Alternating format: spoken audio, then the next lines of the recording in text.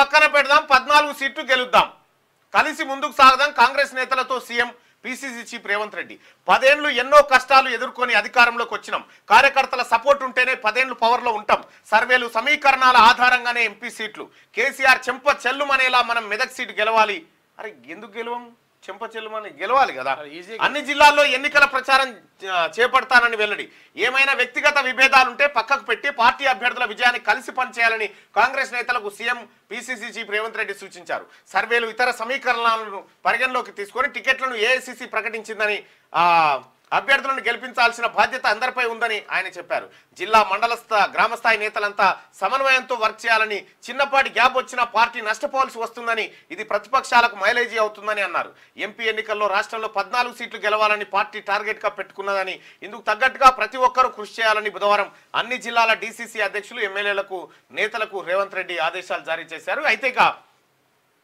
ఈగోలు పక్కన పెడదాం 14 సీట్లు గెలుద్దామని చెప్తా ఉన్నారు 14 సీట్లు ఈసారి కాంగ్రెస్ పార్టీ గెలవాలన్న టార్గెట్ తో ముందుకు పోతా ఉంది సో మనం ఒకటొకటి మాట్లాడుకుందాం ఒకటొకటి మాట్లాడుకొని ఒక్కొక్క దానిపైన అంటే స్పెషల్గా సర్వేలు కూడా మళ్ళీ మేము ముందుకు తీసుకొస్తాం లైవ్ సర్వేలు ఎట్లా ఉంటాయి ఏందనేది కాంగ్రెస్ పార్టీ 14 సీట్లు టార్గెట్గా ముందుకు పోతా ఉంటే భారతీయ జనతా పార్టీ డబుల్ డిజిట్తో ఈసారి పక్కా గెలుస్తామనేటువంటి ఒక చర్చ జరుగుతూ ఉంది ఇక బీఆర్ఎస్ పార్టీ మినిమం 2 మ్యాక్సిమం 4 అనేటువంటి చర్చ జరుగుతూ ఉంది నిజంగా ఏ పార్టీ ఇప్పుడున్న పరిస్థితుల్లో ఎక్కువ ఎంపీ సీట్లను సాధించేటువంటి అవకాశం ఉంది సో భారతీయ జనతా పార్టీ గతంలో ఉన్న 4 కంటే ఒకటి ఎక్కువ వచ్చినా ఎక్కువ అవుతుంది సో కాంగ్రెస్ పార్టీ గతంలో ఉన్నటువంటి 3 కంటే ఒకటి ఎక్కువ వచ్చినా మళ్ళా ఎక్కువ అవుతుంది సో ఎటుగుడుక బీఆర్ఎస్కు మాత్రం ఎన్ని వచ్చినా తక్కువ అవుతాయి కాబట్టి మనం 17 నియోజకవర్గాలు తీసుకుందాం 17 నియోజకవర్గాలకు సంబంధించి 1 మినిట్ సర్వే దయచేసి మీరు ఆదిలాబాద్ దగ్గర నుంచి ఓటింగ్లో పాల్గొనండి ఆదిలాబాద్ దగ్గర నుంచి ఆదిలాబాద్లో ఎవరెవరు పోటీ చేస్తూ ఉన్నారు ఆదిలాబాద్లో పోయినసారి సోయం బాబురావు ఎమ్మెల్యేగా భారతీయ జనతా పార్టీ అభ్యర్థిగా ఉన్నారు ఈసారి ఆయన ప్లేసును మార్చి కొత్త వారికి అక్కడ అవకాశం ఇచ్చారు ఆదిలాబాద్ లోక్సభ నియోజకవర్గంలో ఏ అభ్యర్థి గెలిచే అవకాశాలు ఉన్నాయి అనేది ఒకసారి పోల్ పెట్టుకుందాం ఆదిలాబాద్కు సంబంధించి ఆదిలాబాద్ తర్వాత మిగతా నియోజకవర్గాలను కూడా అంటే ఈ అభిప్రాయంతో పాటు ఇదేమో కాన్స్టెంట్గా మన లైవ్ చూసేటువంటి వాళ్ళు చెప్పేటువంటి అభిప్రాయం అయితే రేపు ఏది ఈ కరీంనగర్ ఈ తర్వాత ఈ కాంగ్రెస్ పార్టీ మిగతా అభ్యర్థులను ప్రకటించిన తర్వాత మొత్తం ప్రతి నియోజకవర్గం నుంచి 1,00,000 మందితోని అభిప్రాయాన్ని సేకరించడానికి మనం ఒక లైవ్ సర్వే పెట్టబోతా ఉన్నాం దాంట్లో ఎట్లుంటుందో చూద్దాం ఆదిలాబాద్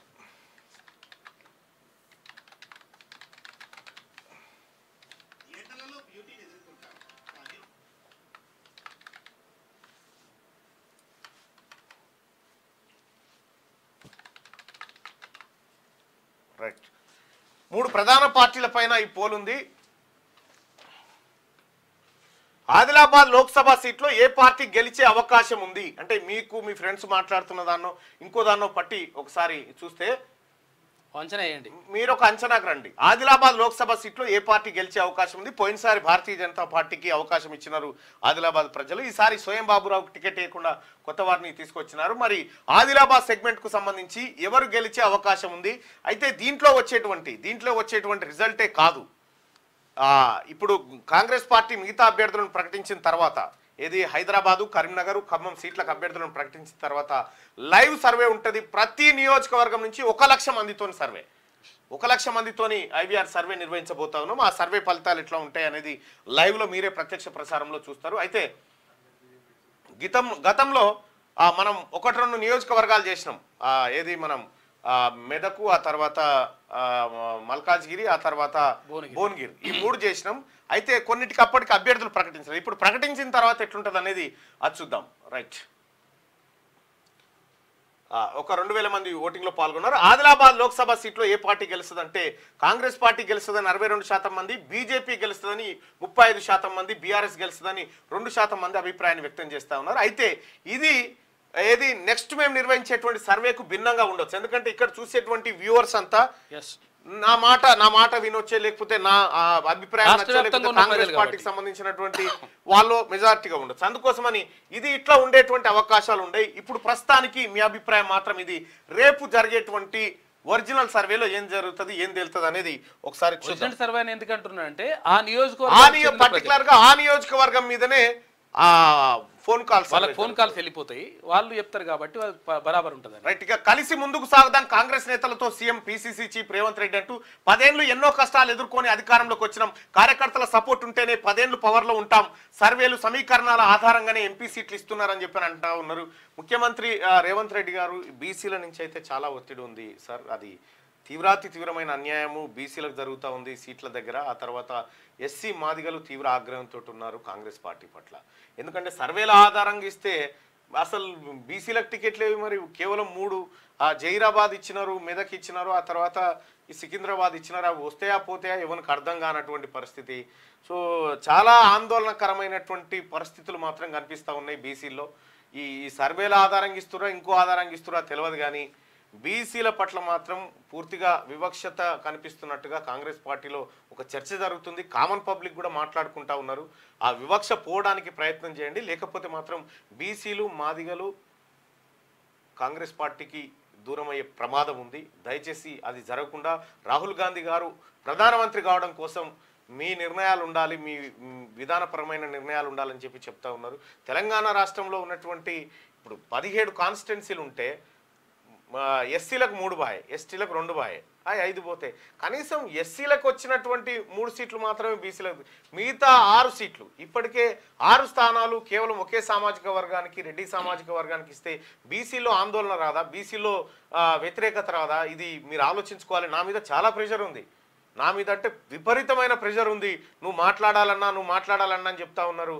నేను మీ ముందు రిక్వెస్ట్గా చెప్తా ఉన్నా, అసలు మీరు మీ విధానం ఏంది బీసీల పట్ల? కేవలం బీసీలు అంటే ఓటర్లుగానే చూస్తారా, లేకపోతే ఓ వైపు రాహుల్ గాంధీ గారు వాళ్ళకి బీసీలకు సమాన వాటా ఇవ్వాలి, ఓబీసీల సీట్ల సంఖ్య పెంచాలని ఆయన చెప్తా ఉంటే ఇక్కడ మాత్రం అదేది కనిపించట్లేదు. మరి ముఖ్యమంత్రి గారు ఇదైతే చాలా ప్రెషర్ ఉంది బీసీ వర్గాల నుంచి.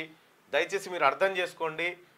ఇక్కడ ఇప్పుడు ఇచ్చే సీట్లన్న కనీసం కరీంనగర్ సీటు, ఆ తర్వాత ఖమ్మం సీటు, ఈ హైదరాబాద్ కావాలంటే తీసుకోండి సార్, ఇబ్బంది ఏం లేదు. కరీంనగర్ ఖమ్మం సీటు ఈ 2 బీసీలకు ఇవ్వాలని చెప్పి చెప్తా ఉన్నారు. ఒకటి చెప్తున్న ముఖ్యమంత్రి గారు, నిజంగా తీన్మార్ మల్లన్న తప్ప ఎవరికైనా ఇస్తామనుకుంటే నాకే అభ్యంతరం లేదు సార్, కానీ బీసీలకు ఇవ్వండి, ఎవరికన్నా బీసీలకు ఇవ్వండి, అక్కడ ఇక్కడ బీసీలకు ఇవ్వండి, ఏ ఇబ్బంది లేదు. కానీ చాలా ప్రెషర్ ఉంది, మీరు అర్థం చేసుకోండి ముఖ్యమంత్రి గారు. నేను ప్రతిరోజు నాకు ఇట్లా ప్రజల నుంచి ఏంది నువ్వు ఎందుకు మాట్లాడట్లేదు అని చెప్పి చెప్తా ఉన్నారు. నేనేమో అక్కడ మిగతా మీడియా వాళ్ళు కూడా నువ్వు ఎందుకు మాట్లాడతలేవు అని చెప్పి చెప్తా ఉన్నారు. నేను విత్ ఇన్ ద పార్టీలో ఉండి మాట్లాడడం భావ్యం కాదు, మీకు సూచనగా చెప్తా ఉన్నా. బీసీలకు సమాన అవకాశాలు ఇవ్వండి.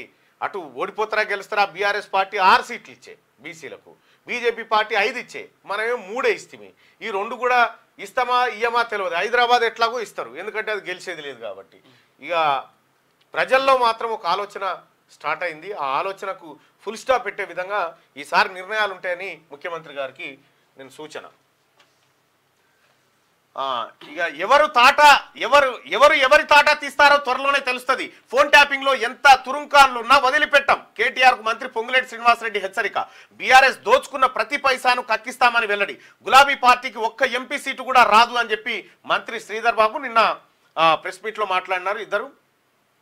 ఇక ఏమైనా వ్యక్తిగత విభేదాలుంటే పక్కన పెట్టి పార్టీ అభ్యర్థుల విజయానికి కృషి చేయాలని చెప్పి నిన్న సీఎం రేవంత్ రెడ్డి గారు చెప్పినటువంటి మాట. అయితే బీసీ ప్రజల ఒక ఆలోచన, ఏ అభ్యర్థుల కోసం మేము కృషి చేయాలి సార్ అనేటువంటి ఒక ఆలోచన జరుగుతూ ఉంది.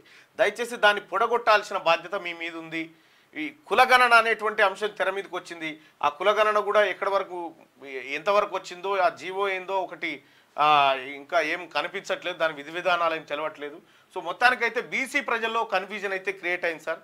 ఆ కన్ఫ్యూజన్ పోవాలంటే ఇక చార్మినార్ డబీర్పురా సీట్లతోనైతే పోయే పరిస్థితి కనిపిస్తలేదు. మరి మీరు ఆలోచన చేసుకోండి.